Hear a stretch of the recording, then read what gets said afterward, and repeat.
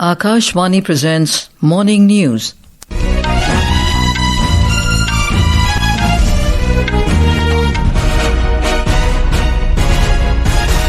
Good morning, I'm Anuja Kumar. The headlines.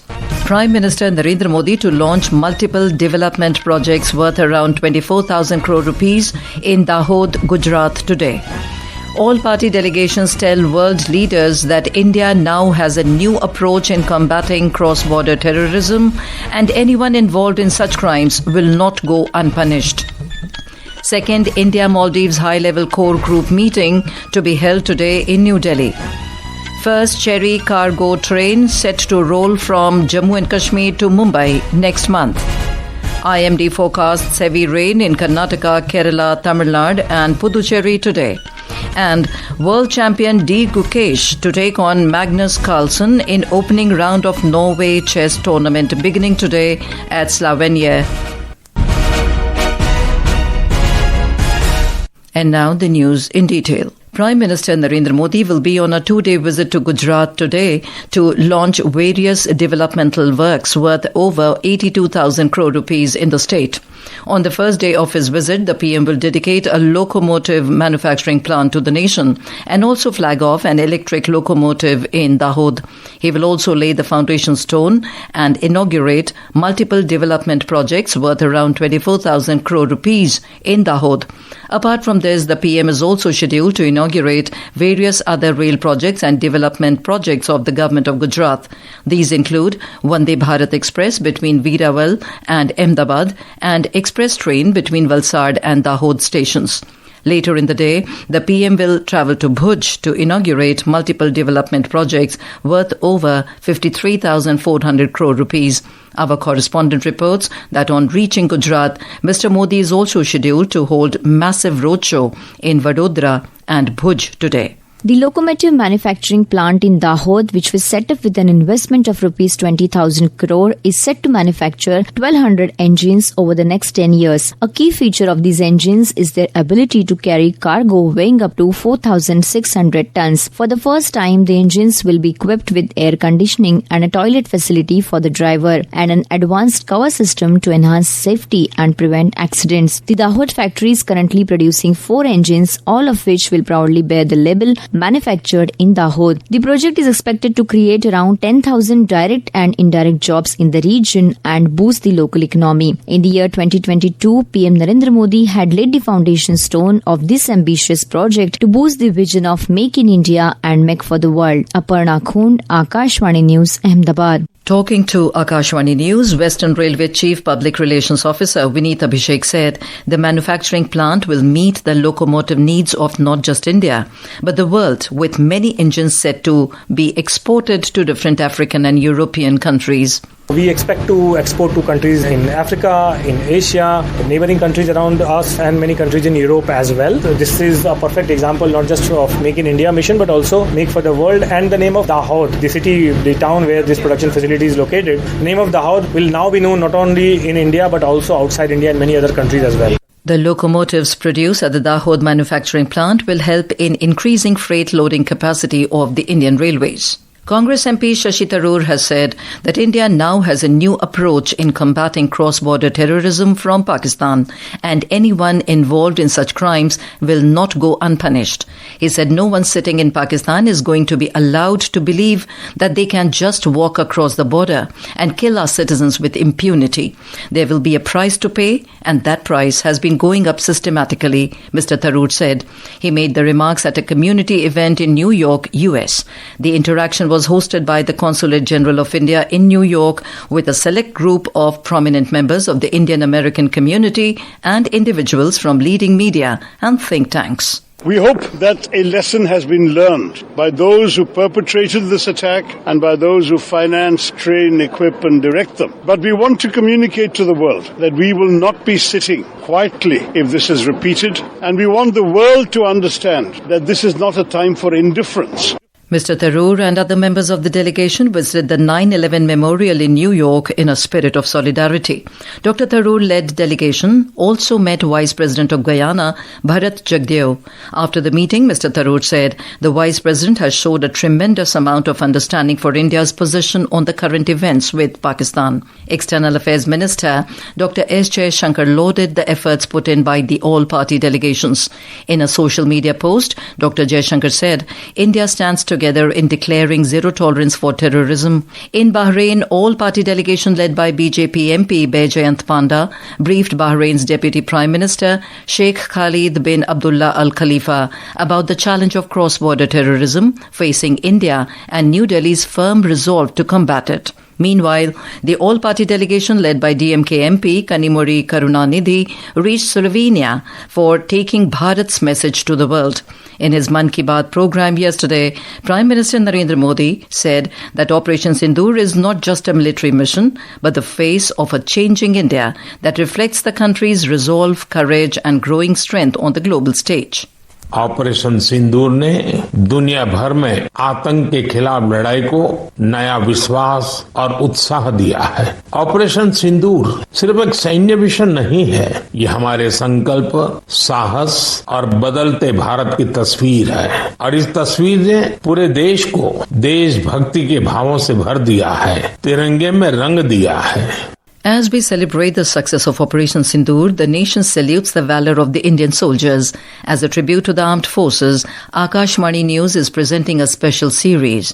Today we remember Paramveer Chakra awardee, Company Quartermaster Havildar Abdul Hamid, who made the supreme sacrifice during the India-Pakistan War in 1965.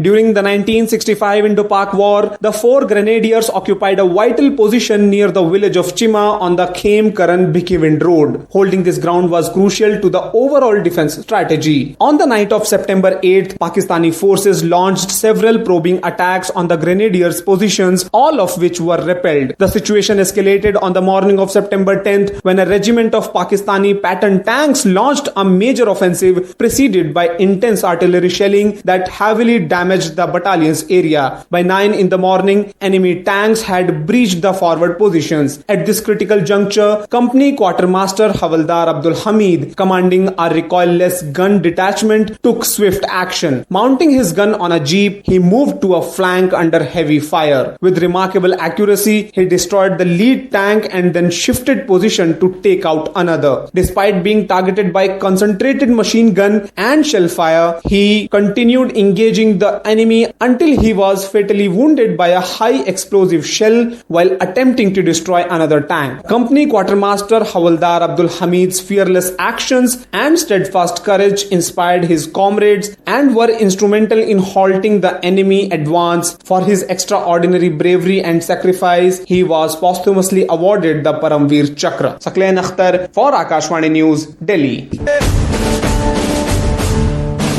This is Akashvani giving you the news. For quick news updates around the clock, follow us on our X handle at AIR News Alerts. And for details of these stories and more, log on to our website www.newsonair.gov.in and download the News on AIR app. Maldives Foreign Minister Dr. Abdullah Khalil arrived in New Delhi yesterday on a 3-day visit to India.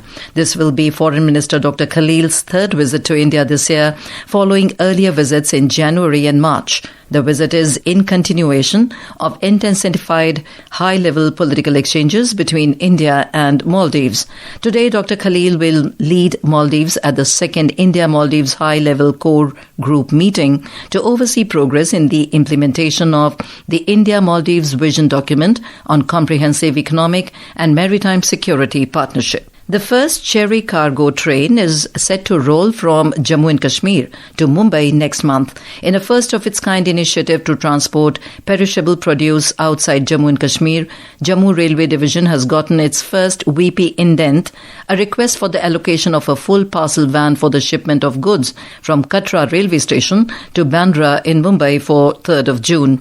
The move, undertaken after extensive consultations with the Horticulture Department and Fruit Grower Associations, will enable perishable goods like cherries reach its intended markets with minimal damage or deterioration in quality.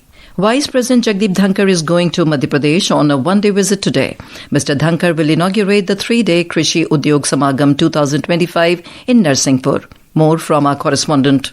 Governor Mangubhai Patel, Chief Minister Dr. Mohan Yadav, Ministers of the State Government and officials of the farmers' organizations will be present at the Krishi Udyog Samagam. The Samagam will run till May 28. The objective of Krishi Udyog Samagam is to open new doors of investment, innovation and jobs by connecting the agriculture-based economy of the state with processing and value addition. Under the Agri-Horti Expo at the Samagam venue, modern agriculture machinery, drones, AI-based equipments, poly houses, organic and nano fertilizers, milk and other products will also be showcased. More than 90 stalls based on the agricultural innovations will also be set up by the 8 state department at the Samagam. Sanjeev Sharma, Akashvani News, Bhopal. Moving on to the world of sports in chess, world champion D Gukesh will take on Magnus Carlsen in opening round of the prestigious Norway Chess tournament starting today at Stavanger. We have more from Sports Desk. The event features 6 elite players, each in the men's and women's section, and follows a double round-robin format. Gukesh is set to open his campaign with a highly anticipated match against world's number 1 Magnus Carlsen, while debutant Eri Gassi will take on China's Wei Yi. This is the first time India has 2 male players in the tournament, boosting hopes for a historic title. In the women's section, Koneru Hampi will face fellow Indian R. Vaishali in the opening round. In boxing, Indian player Pawan Bhartwal advanced to the quarter-finals of the men's 55 kg category at the 4th Thailand Open International Boxing Tournament with a dominant 5-0 win over Cambodia's Sao Rangse in Bangkok yesterday. In IPL T20 cricket, Sunrisers Hyderabad defeated Kolkata Knight Riders by 110 runs at Arun Jaitley Stadium, Delhi last night. Earlier in another match, Chennai Super Kings defeated Gujarat Titans by 83 runs. Today, Punjab Kings will take on Mumbai Indians at Savai Mansingh Stadium, Jaipur. The match will begin at 7:30 p.m. Deepmala Kaushik, Akashvani News, Delhi. The IMD has forecast heavy rainfall in coastal and south interior Karnataka, Kerala, Tamil Nadu and Puducherry today. Andaman and Nicobar Islands, Konkan, Goa and Maharashtra can also witness rainfall today. In Kerala, the Met Department has issued red alert in 11 districts in the state today, indicating the possibility of extremely heavy rainfall. Orange alert, which indicates isolated heavy to very heavy rainfall, is in place in the remaining 3 districts of Thiruvananthapuram, Kollam and Allapura. The district authorities have declared holiday for all schools and other educational institutions, including professional colleges, in 10 districts of the state. And now, for a look at today's newspapers, it's over to Shagun Chopra. Thank you, Anuja. Prime Minister Modi, chairing key meet of NDA states and pushing for Sushasana, covers the front page story in all the dailies today. PM Modi hails success of indigenous weapons in his first Mann Ki Baat after strikes. Quoting the Prime Minister, the Tribune writes, Operation Sindoor not just a military mission, but reflection of changing India. In the landmark development poised to transform the global standing, the pioneer notes India WHO to mainstream Ayush globally, boosting traditional medicines. For the first time, Japan makes it to top 5 markets for India-made cars, cites the Economic Times. India, now 4th largest economy, will overtake Germany soon, Hindustan Times quotes Niti Aayog CEO. And finally, the Indian Express writes about a major breakthrough in solar energy technology. The headline says, new solar cell tech by IIT Bombay sharply cut costs, enhance efficiency. And with that, it's back to you, Anuja. Thank you, Shagun. And now, before we end the bulletin, the headlines once again. Prime Minister Narendra Modi to launch multiple development projects worth around 24,000 crore rupees in Dahod, Gujarat today. All party delegations tell world leaders that India now has a new approach in combating cross-border terrorism, and anyone involved in such crimes will not go unpunished. Second, India-Maldives High-Level Core Group meeting to be held today in New Delhi. First Cherry cargo train set to roll from Jammu and Kashmir to Mumbai next month. IMD forecasts heavy rain in Karnataka, Kerala, Tamil Nadu and Puducherry today. And world champion D Gukesh to take on Magnus Carlsen in opening round of Norway Chess tournament beginning today at Stavanger. And with that we end the morning news. Have a nice day.